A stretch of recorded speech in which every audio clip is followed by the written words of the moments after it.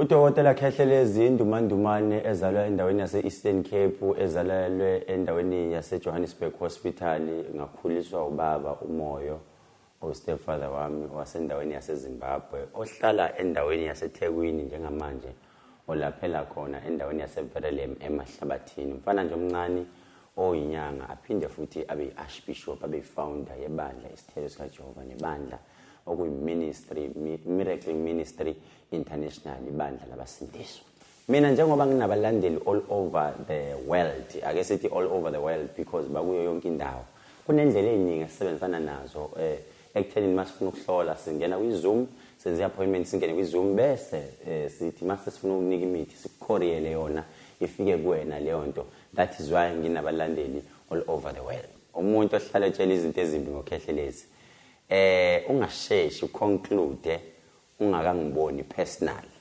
Number 2, ungathuswa abantu asebebuya kimi noma bangakaze beze kimi, ngoba kungenzeka uzoba nebhadi uzothuswa umuntu osebuya kimi izinto ezimhambela kahle, ongafuni ukuthi wena nawe izinto zakho iphumelele, afuna ukukusabisa. Experiencer usufikele kumina, ungakhulumi kambi ngoKhehlelezi ungakazi ubone ngenza into embi kumuntu noma unganabufakazi. Sondela kimi qala ungibone ukuthi ngumuntu onjani. Don't judge a book by its cover, because I might look bad from far, but mase ngisondele eduze kwakho ngomunye umuntu ohlukile. Uma ungakwazi afford ukuthi uze kumina esigodlweni, ngenza indlela elula kakhulu. ePitoli eCBD ngine pharmacy khona lapho. eGoli kukhona iLof and Commissioner.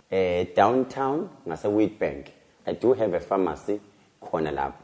Kanti ke nginayo futhi enye pharmacy eseMaritzburg 176 Peter Maris next to iHome Affairs. Ngine pharmacy eseVerelem ngase Department of Labor. Ikhona ipharmacy lapho. Ngine pharmacy ese407 Salmon Grove laphana kuAnton Lembethe eThekwini. Ngine pharmacy ese-Potchefstroom opposite to Deep Spa. Ngine pharmacy ese-East London. Ngine pharmacy engase Hollywood phakathi eBria eCape Town. Ngine pharmacy eseMnambithi phakathi in Central phakathi eTown eMnambithi. Uma uphupha uKhehlelezi, don't hesitate, sondela kimi, idlozi lakini lisuke selivumile. Into engizoku-advise nga ungasondeli kimi uma ungakangiphuphi.